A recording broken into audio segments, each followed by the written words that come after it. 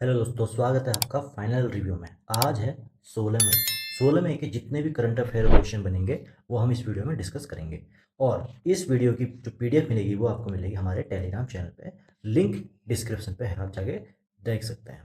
तो चलिए क्लास करते हैं स्टार्ट। क्लास स्टार्ट करने से पहले हम बात करते हैं आज के कोट ऑफ द डे की, जो कि है सफलता की शुरुआत हमेशा एक छोटी सी आदत और आज से की गई मेहनत से होती है, कल से नहीं।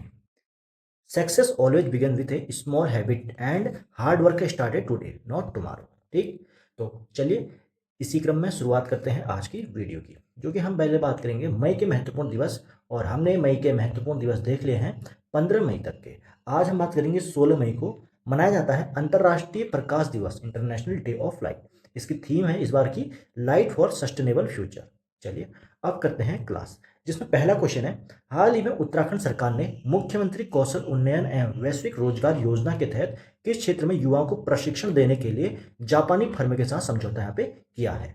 तो ये किया है वृद्धों की देखभाल हेतु। ठीक, तो यहाँ पे जापान में बढ़ती वृद्ध आबादी को देखते हुए युवाओं को एल्डरली केयर में प्रशिक्षण देकर वहां भेजा जाएगा।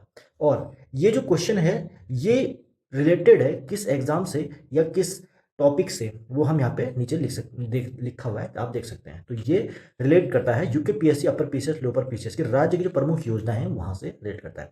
तो बार बार मैं बताऊंगा नहीं, आप यहाँ से देख सकते हैं क्वेश्चन का सोर्स कहाँ से लिया गया है और क्वेश्चन किस चीज से रिलेटेड है, कौन से एग्जाम से रिलेटेड है। ठीक है, तो ये आपको हेल्प करेगा कि इंटरेस्ट लाएगा कि ये एग्जाम के लिए महत्वपूर्ण है। ठीक, तो बात करेंगे अगला क्वेश्चन। अच्छा, यहाँ पे बात करेंगे मुख्यमंत्री कौशल उन्नयन योजना की, जो कि जापान से रिलेटेड है। यहाँ पे और भी योजना है जैसे कि धर्म गार्जियन, जो कि जापान और भारत की वार्षिक सैन्य अभ्यास है। जापान की मुद्रा येन होती है और संसद को यहाँ को बोला जाता है डाइट। बात करेंगे स्किल इंडिया की, तो इसकी शुरुआत 15 जुलाई 2015 को हुई थी। वृद्धों का देश की बात करें तो जापान में सर्वाधिक औसत आयु है। ठीक, बात करेंगे यूके की साक्षरता यानी कि उत्तराखंड की, तो 78.82% यहाँ पे साक्षरता थी यूके की 2011 की जनगणना के अनुसार। अब बात करेंगे अगला क्वेश्चन है, उत्तराखंड के किस जनपद में भारत राज्य का पहला बायोडायवर्सिटी पार्क है हिमालय जड़ी बूटियों के संरक्षण हेतु विकसित किया गया है? तो ये किया है चमोली, ऑप्शन नंबर सी। बात करेंगे चमोली जनपद के माणा गांव के पास दुर्लभ औषधीय पौधों के संरक्षण के लिए इस पार्क की स्थापना की गई है। और ये यूके ट्रिपल एससी के एग्जाम के लिए इंपॉर्टेंट है। बात करेंगे अगली, तो यहाँ पे बायोडाइवर्सिटी पार्क चमोली की बात करेंगे। माणा देश का पहला गांव घोषित किया है, पहले इसको देश का आखिरी गांव कहते थे। चिपको आंदोलन की शुरुआत भी यहीं हुई थी, चमोली के रेणी गांव में 1974 में। और जैव विविधता विविधता की बात करें, जैव विविधता एक्ट की, तो 2002 में पारित किया गया था। फूलों की घाटी की बात करें तो चमोली में यूनेस्को विश्व धरोहर स्थलीय है। और फूलों की घाटी को यूनेस्को में किस वर्ष शामिल किया है? 2005 में। बात करें HAPPRC की, तो जड़ी बूटी शोध संस्थान श्रीनगर में स्थित है। ठीक, बात करें अगले क्वेश्चन की, उत्तराखंड राज्य की लखपति दीदी योजना का लक्ष्य 2026 तक कितनी महिलाओं को स्वरोजगार से जोड़कर लखपति बनाना है? तो यहाँ पर है 1.25 लाख लोगों को, यानी कि 1.25 लाख महिलाओं को स्वयं सहायता समूह के माध्यम से 1 लाख रुपए की अधिक वार्षिक आय का लक्ष्य यहाँ पर रखा गया है। इसके बाद बात करें लखपति दीदी योजना की, तो नाबार्ड यहाँ पे स्थापना की बात करेंगे 12 जुलाई 1982 को हुई थी। नाबार्ड से ही रिलेटेड है लखपति दीदी योजना। NRLM की बात करें तो मिशन की 2011 में इसकी शुरुआत हुई थी। महिला साक्षरता उत्तराखंड में लगभग 70% है। आंचल ब्रांड की बात करें तो उत्तराखंड की महिला डेयरी विकास योजना ये है। और तीलू रौतेली पुरस्कार जो कि प्रतिवर्ष 8 अगस्त को दिया जाता है। बात करेंगे अगले क्वेश्चन की, हाल ही में सुर्खियों में रही पंचेश्वर बांध परियोजना उत्तराखंड की किस नदी से प्रस्तावित है? तो ये है काली नदी पर। ठीक है, काली नदी ये भारत और नेपाल की संयुक्त जल विद्युत परियोजना है जो द्विपक्षीय वार्ताओं के कारण चर्चा में रहती है। तो यहाँ पे बात करें तो पंचेश्वर बांध जो काली नदी परियोजना है, ये काली नदी उद्गम, जो कि पहली बात करेंगे काली नदी का उद्गम, तो ये लिपुलेख के पास काला पानी से उद्गम इसका होता है। बात करें महाकाली संधि की, तो भारत नेपाल के बीच 1996 में ये संधि हुई थी। टिहरी बांध की बात करें तो टिहरी थोड़ा सा मिसप्रिंट हो गया है, तो इसको सही कर लेंगे हम, टिहरी में टी छोटा। तो यहाँ पे बात करें टिहरी बांध की, तो भागीरथी भिलंगाना संगम पर स्थित है।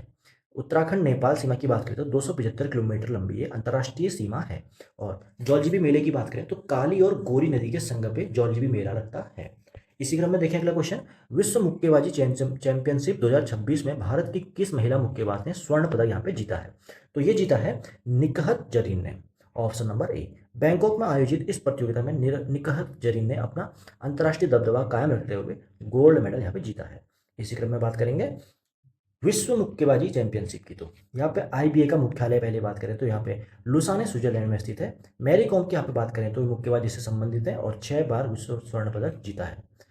लंदन ओलंपिक की बात करें तो मैरी कॉम ने 2012 में कांस्य पदक जीता था और लवलीना बोरगोहेन की बात करें तो टोक्यो 2020 पदक विजेता है। खेल रत्न की बात करें तो खेल जगत का सबसे बड़ा भारतीय सम्मान खेल रत्न अवार्ड है। इसी क्रम में अगला क्वेश्चन है, हाल ही में भारतीय रिजर्व बैंक का नया डिप्टी गवर्नर किसे नियुक्त किया गया है? तो ये क्या है, आर सुब्रमण्यम को। आर सुब्रमण्यम की नियुक्ति 3 वर्ष के कार्यकाल के लिए केंद्रीय बैंक के प्रशासनिक कार्यों हेतु की गई है। इसी क्रम में देखें आरबीआई की बात करें तो स्थापना इसकी 1935 में हिल्टन यंग कमीशन के द्वारा हुई थी। राष्ट्रीयकरण इसका 1 जनवरी 1949 को किया गया। आरबीआई की संरचना में एक गवर्नर होता है और अधिकतम 4 डिप्टी गवर्नर होते हैं। सीडी देशमुख की बात करें तो आरबीआई के पहले भारतीय गवर्नर थे। और एमपीसी समिति की बात करें तो 6 सदस्य होते हैं, रेपो रेट निर्धारक ये होते हैं। इसी क्रम में देखें अगला क्वेश्चन है, अंतर्राष्ट्रीय बुकर पुरस्कार 2026 के लिए नामांकित होने वाला रेत समाधि के बाद दूसरा हिंदी उपन्यास कौन सा है? तो यह है अंतिम साक्ष्य। यह नामांकन वैश्विक साहित्य के मंच पर हिंदी के बढ़ते गौरव का प्रतीक माना जाता है। बात करेंगे अंतर्राष्ट्रीय बुकर पुरस्कार जो कि साहित्य के क्षेत्र में दिया जाता है, तो गीतांजलि श्री को 2022 में रेत समाधि हेतु सम्मानित किया गया था। पुरस्कार राशि इसकी 50,000 पाउंड होती है। लेखक और अनुवादक ये दोनों के बीच बढ़ता है आधा आधा। अब ये क्या है अनुवादक, देखो कोई भी बुक हो, अगर वो बुक इंग्लिश में ट्रांसलेट हो जाती है, जैसे मान लो कोई भी हिंदी हिंदी मतलब भारतीय लैंग्वेज या कोई भी लैंग्वेज में बुक होती है, ठीक। अब वो बुक जिस एक तो होता है ऑथर जिसने वो बुक लिखी हो, लेखक, ठीक, और एक होता है उस बुक का ट्रांसलेटर यानी कि अनुवादक। वो बुक इंग्लिश में होनी चाहिए ट्रांसलेट, ठीक है, इंग्लिश में ट्रांसलेट होनी चाहिए। तो उस बुक को क्या बोलते हैं, अगर बुकर प्राइज मिल गया तो वो बुक और लेखक के बीच में, अनुवादक और लेखक के बीच में 50-50% यहाँ पे बढ़ता है पुरस्कार राशि। बुकर वर्सेस अंतर्राष्ट्रीय की बात करें तो बुकर मूल अंग्रेजी कार्य हेतु दिया जाता है, ठीक। साहित्य अकादमी की बात करें तो 24 भाषाओं में पुरस्कार दिया जाता है। साहित्य अकादमी भारत का है और मुंशी प्रेमचंद आप सभी को पता है कथा सम्राट हैं, जैसे कि इनकी कथाएं हैं गोदान गबन इनके रचिताएं हैं। अगला क्वेश्चन है, इसरो द्वारा लॉन्च किए जाने वाले शुक्रयान फर्स्ट मिशन का मुख्य उद्देश्य यहाँ पे क्या है? तो ये है शुक्र के वायुमंडल का अध्ययन यहाँ पे करना है। यह मिशन शुक्र के सल्फ्यूरिक एसिड के बादलों और उसके गर्म वायुमंडल की संरचना का यहाँ पे विश्लेषण करेगा। तो बात कर लेंगे शुक्रयान मिशन फर्स्ट की। तो इसरो स्पेस मिशन की बात भी यहाँ पे करेंगे। शुक्र की बात करें तो पृथ्वी की जुड़ा बहन यहाँ पे कहलाता है। इसरो की स्थापना की बात करें तो 15 अगस्त 1969 को हुई थी। श्रीहरिकोटा आंध्र प्रदेश में मुख्य प्रक्षेपण केंद्र ये श्रीहरिकोटा इसरो का है। मंगलयान की बात करें तो भारत का प्रथम प्रयास सफल देश बना जो कि 2013 में। और गगनयान की बात करें तो 2026-27 हेतु मानव युक्त अंतरिक्ष मिशन ये है। बात करेंगे इसी क्रम में अगला क्वेश्चन, हाल ही में किस देश ने अपनी पहली डिजिटल जनगणना संकलन चरण पूरी करने की घोषणा यहाँ पे की है? तो ये की है भारत ने। बात करेंगे भारत ने 2027 की पूर्ण जनगणना से पूर्व डिजिटल आंकड़ों का संकलन 2026 तक पूरा करने का यहाँ पे लक्ष्य रखा है। तो बात करेंगे डिजिटल जनगणना, तो यहाँ पे 1872 में पहली जनगणना हुई थी लॉर्ड मेयो के समय पे। उसके बाद से 9 साल बाद 1881 में लॉर्ड रिपन के द्वारा ये नियमित शुरुआत यहाँ पे हुई। इसके बाद से हर 10 साल बाद 10 वर्ष बाद क्या होने लगी, फिर से नियमित रूप से जनगणना होने लगी। लेकिन और उसके बाद यहाँ पे महाविभाजन वर्ष है, क्वेश्चन आ जाता है 1921 को माना जाता है महाविभाजन वर्ष, ठीक है। जनगणना अधिकारी की बात करें तो गृह मंत्रालय के अधीन कार्यरत होता है। विश्व जनसंख्या दिवस मनाया जाता है 11 जुलाई को। बात करेंगे अगले क्वेश्चन की, ग्लोबल हंगर इंडेक्स में भारत का कौन सा स्थान यहाँ पर रहा है? तो ये रहा है 105वां स्थान ग्लोबल हंगर इंडेक्स में। बात करेंगे GHI ग्लोबल हंगर इंडेक्स संकेतक किस पे निर्भर करता है? अल्प पोषण, चाइल्ड स्टंटिंग व वेस्टिंग, वेस्टिंग में। और एक और होता है यहाँ पे लिखा नहीं है, वो मैं बता दूंगा कमेंट पे। बात करेंगे खाद्य सुरक्षा एक्ट की, तो भारत में वर्ष 2013 में पारित हुआ था खाद्य सुरक्षा एक्ट। और पीएम पोषण की बात करें तो पूर्व मिड डे मील योजना 1995 की है। SDG सेकंड, अब मैंने बताया था SDG यानी कि 2030 तक के गोल हैं SDG के, और इन SDG में 17 यहाँ पर गोल रखे हैं। तो 17 में से जो सेकंड नंबर का है उसमें है शून्य भूख यानी कि जीरो हंगर का यहाँ पे लक्ष्य रखा गया है। यहाँ पे 17 लक्ष्य हैं SDG में, ठीक है, याद रखना। और शून्य भूख का लक्ष्य SDG 2 में रखा गया है। और FAO का मुख्यालय कहाँ है? रोम, इटली में है। बात करेंगे अगले क्वेश्चन की, विश्व का सबसे ऊंचा पुल चेनाब ब्रिज किस केंद्र शासित प्रदेश में है? तो ये है जम्मू कश्मीर में, ऑप्शन नंबर बी। ये एफिल टावर से भी ऊंचा पुल है जो जम्मू कश्मीर के रियासी जिले में स्थित है। बात करें इसी क्रम में चेनाब ब्रिज की, तो यहाँ पे नदी का नाम है, वैदिक काल में अस्किनी कहा जाता था चेनाब नदी। यूएसबीआरएल प्रोजेक्ट की बात करें तो उधमपुर बारामूला रेल लिंक योजना ये है। आर्क ब्रिज की बात करें तो दुनिया का सबसे ऊंचा रेल आर्क ब्रिज है। आर्क मीन्स ये ऐसे आर्क होता है ना, आर्क ब्रिज है। बगलिहार परियोजना की बात करें तो चेनाब पर स्थित महत्वपूर्ण बांध है, बगलिहार परियोजना भी दूसरी है। सिंधु जल नदी की बात करें, सिंधु जल संधि की, तो 1960 में भारत और पाकिस्तान के बीच ये हुई थी। अगला क्वेश्चन है, मई 2026 में आयोजित क्वाड शिखर सम्मेलन की मेजबानी किस देश ने की है? तो ये की है भारत ने, ऑप्शन नंबर ए। भारत ने 2026 क्वाड की मेजबानी कर हिंद महासागर, हिंद प्रशांत क्षेत्र में सहयोग की रणनीति यहाँ पे साझा की है। बात करेंगे क्वाड शिखर सम्मेलन की, तो क्वाड देश में भारत, अमेरिका, जापान और ऑस्ट्रेलिया है। मालाबार अभ्यास की बात करें तो इन देशों की नौसेनाओं का युद्धाभ्यास है मालाबार अभ्यास कहलाता है। FYP की बात करें तो इसका विजन है मुक्त और खुला हिंद प्रशांत क्षेत्र। शिंजो आबे की बात करें तो क्वाड के विचार का श्रेय 2007 में इनको आया था। और ऑस्ट्रेलिया 2020 की बात करें तो यहाँ पे मालाबार में पूर्ण वापसी के लिए बाद ये सक्रिय हो गया। इसी क्रम में देखिए अगला क्वेश्चन, राष्ट्रीय विज्ञान दिवस 2026 की थीम यहाँ पे क्या रखी गई थी? तो ये रखी गई थी विकसित भारत के लिए स्वदेशी तकनीक। ये 28 फरवरी को सीवी रमन के रमन प्रवाह की खोज के उपलक्ष्य में मनाया जाता है। इसी क्रम में बात करेंगे राष्ट्रीय विज्ञान दिवस की, तो सीवी रमन को 1930 में नोबेल प्राइज मिला था। और भारत रत्न की बात करें तो 1954 के पहले विजेताओं में रमन शामिल भी थे। बात करेंगे रमन स्पेक्ट्रोस्कोपी की, तो रसायन विज्ञान में क्रांतिकारी खोज के लिए इनको मिला था। और IIS बेंगलोर की बात करें तो रमन इसके पहले भारतीय निदेशक थे। भटनागर पुरस्कार की बात करें तो विज्ञान का प्रतिष्ठित वार्षिक सम्मान है भटनागर पुरस्कार। बात करेंगे अगले क्वेश्चन की, हाल ही में किस राज्य ने एक जिला एक खेल योजना शुरू की है? तो ये की है उत्तर प्रदेश ने। ODOP की तर्ज पर स्थानीय खेल प्रतिभाओं को निखारते हुए यूपी सरकार ने ये पहल शुरू की है।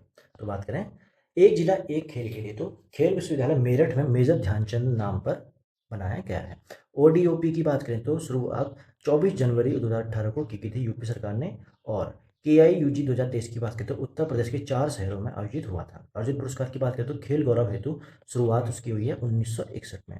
फिट इंडिया की बात करें इसी क्रम में, तो 29 अगस्त 2019 को शुरुआत की गई थी फिट इंडिया की। बात करेंगे आज के लास्ट क्वेश्चन की, फ्रांस के सर्वोच्च नागरिक सम्मान जो कि knight of the legion of the honour किसे सम्मानित किया गया है? तो ये क्या है, N चंद्रशेखरन, टाटा सन्स के चेयरमैन हैं। इनको भारत फ्रांस व्यापारिक रिश्तों में योगदान हेतु ये सम्मान मिला है। तो बात करेंगे legion of the honour N Chandrasekaran को, तो टाटा सन्स के पहले गैर पारसी चेयरमैन ये हैं। सम्मान और इतिहास की बात करें तो नेपोलियन द्वारा 1802 में शुरू किया गया था। भारतीय प्राप्तिकर्ता की बात करें तो PM मोदी, लता मंगेशकर और भी कई लोग हैं इनको मिला है। राफेल सौदे की बात करें तो दसाल्ट एविएशन फ्रांस के साथ इसका सौदा हुआ है। राफेल जो एयरप्लेन है, जो फाइटर जेट है। और यूनेस्को हेडक्वार्टर की बात करें तो पेरिस फ्रांस में स्थित है। तो दोस्तों ये थे आज के महत्वपूर्ण करंट अफेयर। अब हम बात करेंगे कल के क्वेश्चन के आंसर की, जो कि है उत्तराखंड की कौन सी नदी वी आकार की घाटी बनाती है? तो ये बनाती है भिलंगना नदी, ऑप्शन नंबर बी। भिलंगना नदी खतलिंग ग्लेशियर से निकलती है और टिहरी में भागीरथी नदी से मिलती है। ये अपनी गहरी घाटियों के लिए प्रसिद्ध है। इसी क्रम में बात करें आज के क्वेश्चन की, तो निम्नलिखित में कौन सी नदी भ्रंश घाटी यानी कि रिफ्ट वैली से होकर बहती है, जो विंध्य और सतपुड़ा पर्वत श्रेणियों के बीच में स्थित है? तो 4 ऑप्शन है आपके पास, आप अपना आंसर कमेंट बॉक्स में करें और अपनी तैयारी को आगे। ठीक, तो ये थे दोस्तों आज के करंट अफेयर के क्लास। अब मिलेंगे हम अगले क्लास में अगले करंट अफेयर के साथ। तब तक के लिए थैंक यू, जय हिंद।